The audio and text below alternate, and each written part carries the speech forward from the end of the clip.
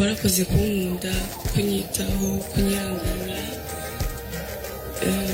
Imyaka ishize ni myinshi, wambere inshuti nziza, ndagukunda cyane, ntabwo nzakubabaza. Urukundo rwa Muyango Claudine na Kimenyi Yves rwari rumaze imyaka myinshi ruvugwa nk'ubw'abantu babiri banyuze mu bihe byinshi hamwe kuva batangira gukundana bakabyarana umwana kugeza basezeranye imbere y'amategeko n'imbere y'Imana.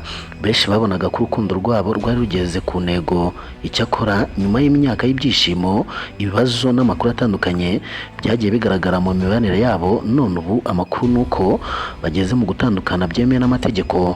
Murakaza neza kuri Kigali 250, urubuga rubagezaho amakuru agezweho mu myidagaduro, umuziki, ibyamamare n'udushya dutandukanye bishyushye, byizewe kandi bikunogeye. Njye mugiye kubana nitwa Venuste, ubusanzwe njye nitwa Nero. Muhawe ikaze.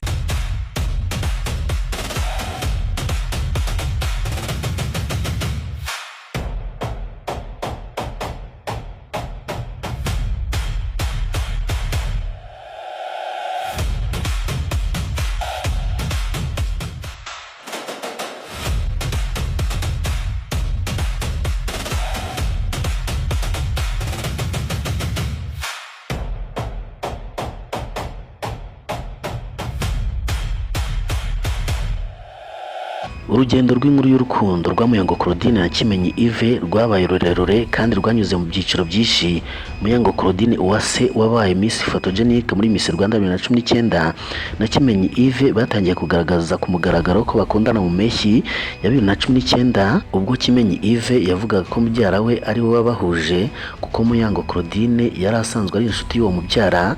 Urukundo rwabo rwahise rutangira kuvugwa cyane mu itangazamakuru no ku mbuga nkoranyambaga. Mu mwaka wa 2019 na 2020 bombi bakundaga kugaragazanya urukundo ku mbuga nkoranyambaga.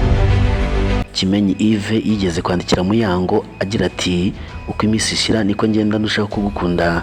Muyango nawe akamubwira ko amukunda kandi ko ari isi ye. Ku itariki 28 z'ukwa kabiri 2021, Kimenyi Yves yasabye Muyango Claudine ko yazamubera umugore, amwambika impeta ya fiançailles. Muyango yarabyemeye.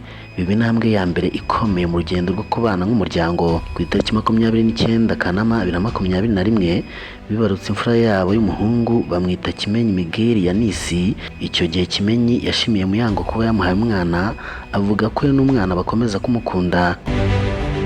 Nyuma y'imyaka myinshi bakundana, ku itariki 4 z'ukwa mbere 2024 basezeranye imbere y'amategeko i Kigali, naho ku itariki 6 z'ukwa mbere 2024 hakurikiyeho imihango y'ubukwe, baba umugore n'umugabo ku mugaragaro.